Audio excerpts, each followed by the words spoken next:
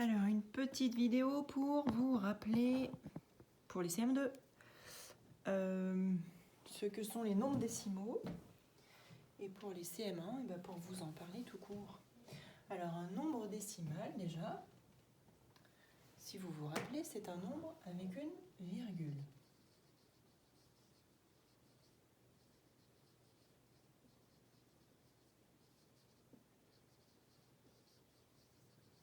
Par exemple, 7,5, 23,12,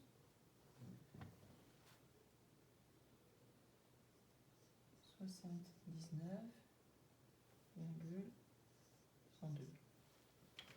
Ces trois nombres sont des nombres décimaux. D'accord ?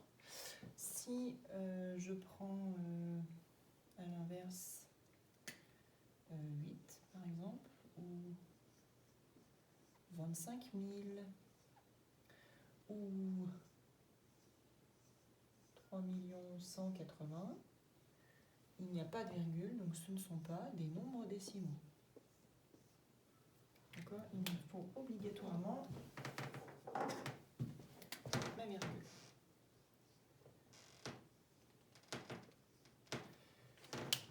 Alors, dans un nombre décimal, si je veux l'insérer dans mon tableau de numération, donc on se rappelle le tableau de numération, alors je vais faire la classe des unités, la classe des milliers,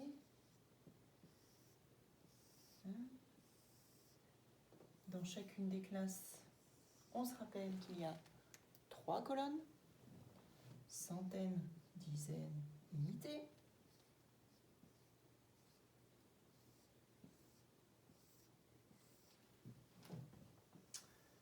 Et donc après la colonne des unités, il y a la colonne pour la virgule. D'accord ? Que je mets là. Donc là, il n'y a qu'une colonne. Et après la colonne des virgules, je vais retrouver ma partie qui est après la virgule. D'accord ? Le premier chiffre s'appelle le chiffre des dixièmes.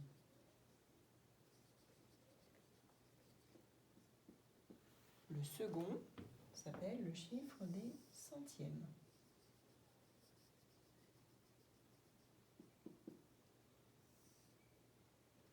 Et ici, il n'y a qu'une colonne pour le chiffre. D'accord ? Je vais mettre ça.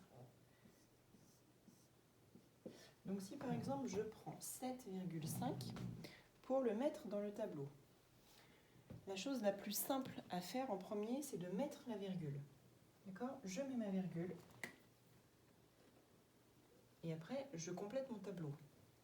5 à droite, 7 à gauche. Comme d'habitude, on n'a pas le droit de mettre 2 chiffres par colonne. On n'a pas le droit de laisser de trous. D'accord ? Entre les colonnes. Donc là, j'ai 7,5. Si je veux placer le deuxième, 23,12. Donc je mets ma virgule. Après, j'ai un 1 et un 2. Et ici, un 3 et un 2. J'ai bien 23,12. Et enfin, 72,102.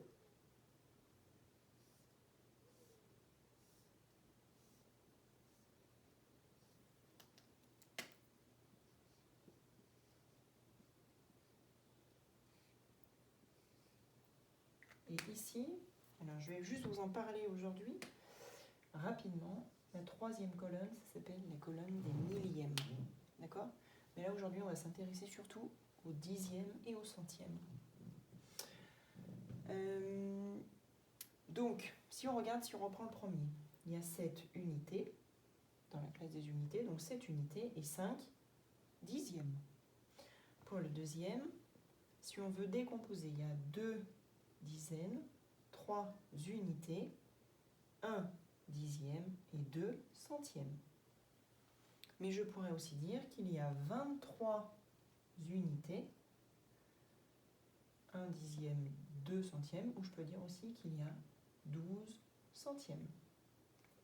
Et dans le troisième, j'ai 7 dizaines, 2 unités, 1 dixième, 0 centième et donc 2 millièmes pour la suite.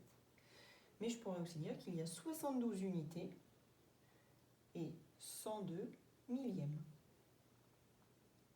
Attention à ne pas confondre dixième et dizaine.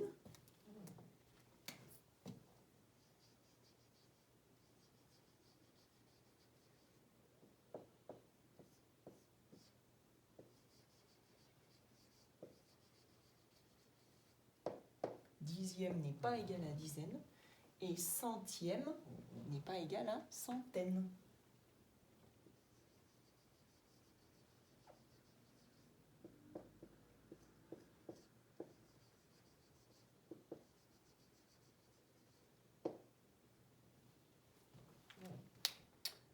Voilà.